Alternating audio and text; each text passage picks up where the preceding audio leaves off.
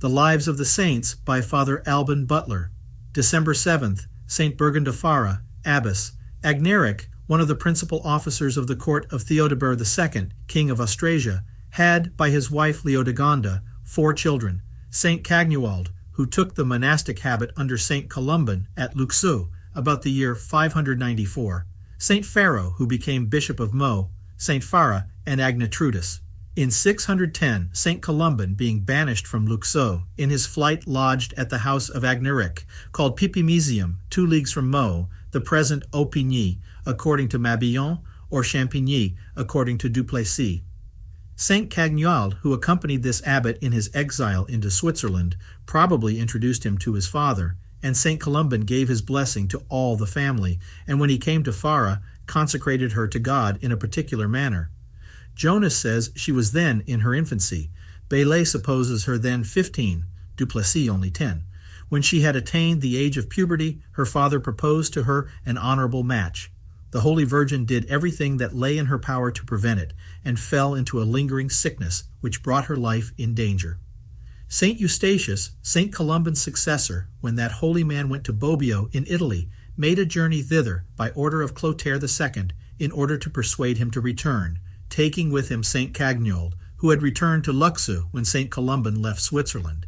St. Eustatius, after he came back, repaired to the court of Clotaire II to give him an account of his embassy, and in his way lodged at Agneric's. Fara discovered to him her earnest desire of consecrating her virginity to her heavenly spouse. The holy man told her father that God had visited her with a dangerous illness which threatened certain death, only because he opposed her pious inclinations, and after praying some time prostrate on the ground, he arose and made the sign of the cross upon her eyes, whereupon she was forthwith restored to her health. The saint recommended her to her mother, that she might be prepared to receive the veil at the time he should come back from court. No sooner was he gone out of doors, but Agneric began to persecute his daughter, in order to extort her consent to marry the young nobleman to whom he had promised her.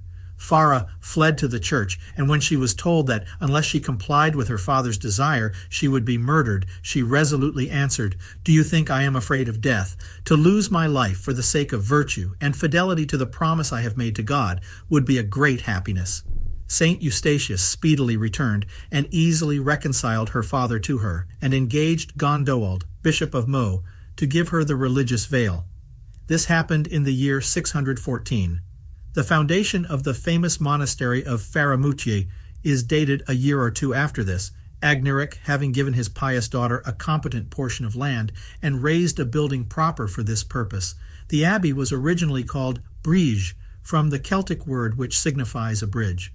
Duplessis supposes that there was then, as there is at present, a bridge over the river at the confluence of the Aubetin and the Great Morin. Hence the neighboring forest, now called the Forest of Faremoutiers, took that name.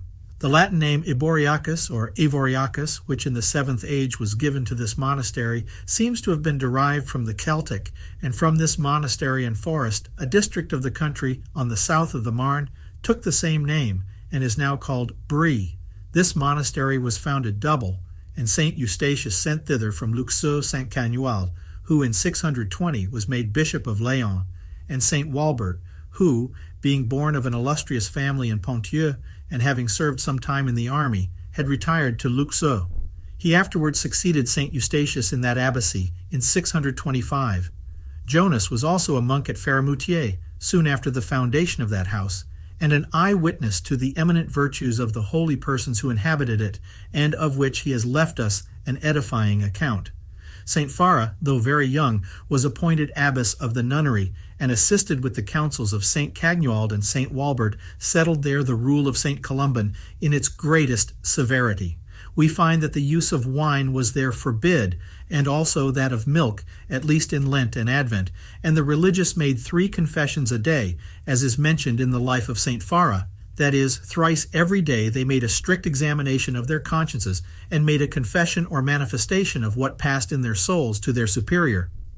This practice of rigorous self-examination and confession or manifestation is most strenuously recommended and ordered in all the ancient rules of a monastic life as a most important and useful means of attaining purity of heart, a perfect government of the affections, and habitual Christian watchfulness and true perfection. Under the direction of guides perfectly disengaged from all earthly things and enlightened in the paths of virtue, many heroic souls at the same time filled this monastery and all France with the odor of their sanctity. Among these, several are honored in the calendars of the saints as Saint Cisatrudis, Saint Gibitrudis, Saint Hercantrudis, and others. From the life of Saint Gibitrudis, it appears that in this monastery it was customary to say a trental of masses for everyone that died in the house during 30 days after their decease. Saint Fara was the directress of so many saints, and walked at their head in the perfect observance of all the rules which she prescribed to others. Her younger brother, Saint Fara, was so moved by her heavenly discourses one day when he came to pay her a visit, that he resigned the great offices which he held at court, persuaded a young lady to whom he had promised marriage to become a nun, and took the clerical tonsure. In 626, he succeeded Gondewald in the episcopal chair of Meaux, died in 672, and was buried in the monastery of the Holy Cross, which he founded, and which bears his name. His protection and holy counsels were a support and comfort to Saint Fara, under the assaults which she had to sustain. Agrestes, a turbulent monk, pretending to correct the rule of Saint Columban in several points, drew over Saint Romeric, founder of the Abbey of Remiremont, and Saint Amadis, first abbot of that house, though they afterwards discovered the snare and repented of their fault. Saint Fara was upon her guard and constantly opposed all attempts to undermine the severity of the holy rule which she had professed. Aga, mayor of the palace of Clovis II, raised a troublesome persecution against her, which she bore with patience and constancy to his death in 641. On the other side, the reputation of her virtue reached the remotest parts. Several English princesses crossed the seas to sacrifice at the foot of the altars the pomp and riches which waited for them on thrones. The glittering splendor of the purple and courts appeared in their eyes, an empty, seducing phantom.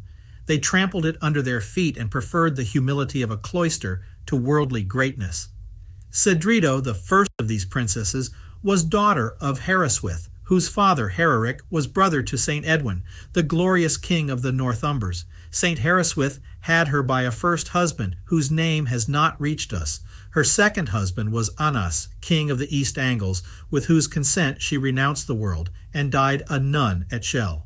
Her daughter Cedrido passed into France in 644 or 646, about 2 years after Anas, her father-in-law, had ascended the throne, and embracing the humble state of a crucified life at Faremoutiers, served God with joy in sackcloth and ashes in the heroic practice of all Christian virtues. Though a stranger, she was chosen to succeed Saint Fara and govern this flourishing colony of saints from 655 till her happy death. Her mother Harriswith, her sister Edelberg, daughter of Harriswith and King Annas, and her niece Erkengoda, daughter of her sister Sexburga, and of Ercombert, king of Kent, passed at the same time into France, hoping in this exile more perfectly to forget and be forgotten by the world, which they renounced. Saint Edelberg, called by the French Saint Aubierge, is called by Bede the natural daughter of Annas, whence many have inferred that she was illegitimate.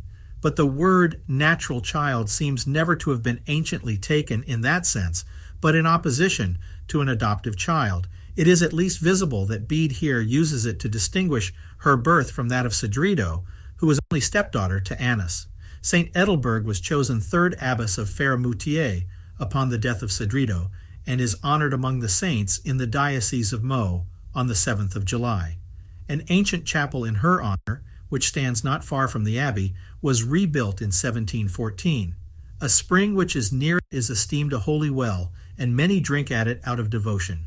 It was beautified and adorned at the expense of certain English gentlemen who resided in that country in 1718. Saint Erkengoda, called by the French Artengate, died a private nun at Faremoutiers, and is honored with an office in the diocese of Meaux on the 23rd of February. Some Benedictine writers add to these Saint Hildelied, a nun of Faremoutiers, who was also an English princess and was the assistant of Saint Edelberg in the foundation of the great nunnery of Barking. The primitive spirit of the religious state, which was established by these glorious saints, was long maintained in this monastery of Faremoutiers. Saint Fara after having been purified by a painful lingering sickness and made worthy of the crown of eternal glory, was called to receive it on the 3rd of April, about the year 655. By her last will, she gave part of her estates to her brothers and sister, but the principal part to her monastery, and in these latter mentions her lands at Champeaux. It therefore seems a mistake in some critics that she founded there another monastery. A conventual priory seems to have been afterwards erected there by the monastery of Faremoutiers, and has been since converted into a collegiate church of canons, and is situate in the diocese of Paris. The relics of Saint Fara were enshrined in 695, and a great number of miracles has been wrought through her intercession.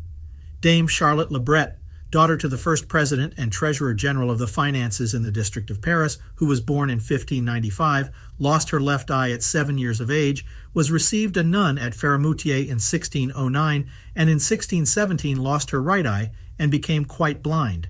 She went twice out of her monastery to consult the most famous oculists at Paris, who unanimously agreed that an essential part of the organ of her eyes was destroyed, and her sight irrecoverably lost. And, to remove the pain which she frequently felt, they by remedies extinguished all feeling in the eyeballs and adjacent nerves, insomuch that she could not feel the application of vinegar, salt, or the strongest aromatic.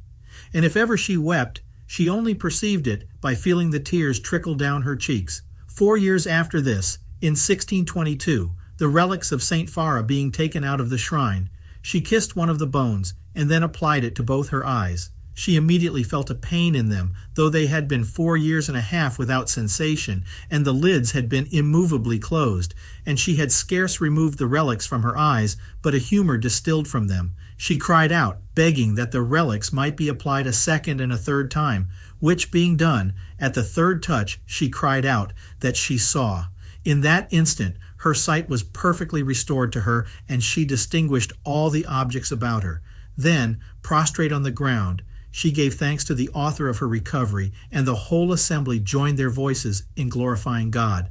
The certificates and affidavits of the surgeons and physicians who had treated her, and the affidavits of the eyewitnesses of the fact, were juridically taken by the Bishop of Meaux, Jean de Vieux-Pont, who, by a judicial sentence given on the 9th of December 1622, declared that the cure of the said blindness was the miraculous work of God.